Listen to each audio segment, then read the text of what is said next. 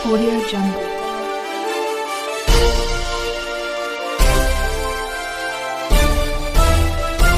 Audio Jungle. नमस्कार, मी यशवंत आणि आपण पाहत आहात बहुजन सैनिक महाराष्ट्र लाईव्ह। जागना है तो जगना पडेगा, एक राष्ट्र के लिए। ग्रंथालय हे ज्ञानाचे भंडार असते, त्यासाठी मुलांना बालपणापासून ग्रंथाच्या संगतीने वाढवलं पाहिजे असे विचार ज्येष्ठ साहित्यिक बाबा भांड यांनी आर्य समाज पुस्तकालय व मोफत वाचनालय पिंपरी कॉलनी येथे रविवार दिनांक 15 मार्च 2026 रोजी व्यक्त केलं।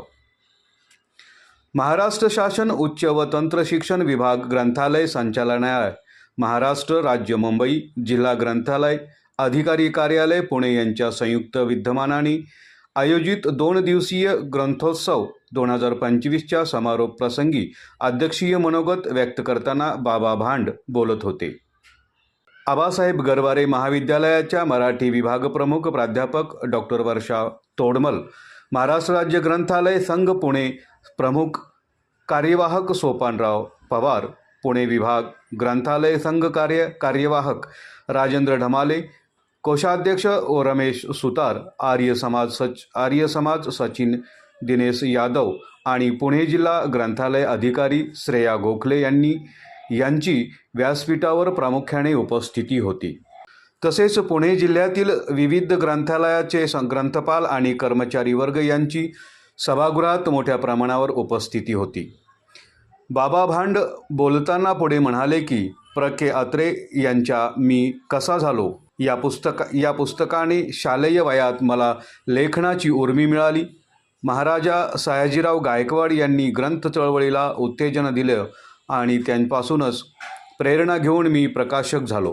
प्राध्यापक डॉक्टर वर्षा तोडमल यांनी आत्मसुंदर करणारे पार्लर म्हणजे वाचनालय होय, त्यामुळे आजच्या गुगल पिढीला वाङ्मयाचे अधिष्ठान बहाल केले पाहिजे असं आवाहन रमेश सुतार यांनी केलं।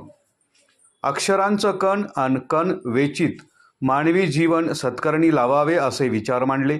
तर सोपानराव पवार यांनी ग्रंथोत्सव 2025 मध्ये 25 वर्षाहून अधिक काळ सेवा देणाऱ्या ग्रंथपालांना सन्मानित करण्यात आलं। ही अतिशय स्तुत्य बाब आहे असं नमूद केलं। दिनेश यादव यांनी आर्य समाज पुस्तकालयाची माहिती दिली। यावेळी जिल्ह्यातील ग्रंथपाल आणि वाचक यांचा प्रशस्तीपत्र प्रदान करून सन्मानित करण्यात आलं। श्रीकांत सांगोपांग, प्रमोद ढगे, सुदाम तारक, शरयू कर्डिल, संगीता पठारे यांनी संयोजनात परिश्रम घेतलं। पूजा दीक्षित यांनी सूत्रसंचलन केलं। श्रेया गोखले यांनी आभार मानलं, अशी माहिती आमचे ज्येष्ठ पत्रकार प्रदीप गांधलीकर यांनी दिली। बहुजन सैनिक महाराष्ट्र लाईव्हला लाईक करा, शेअर करा, सबस्क्राईब करा आणि बेल आयकॉनवर क्लिक करा।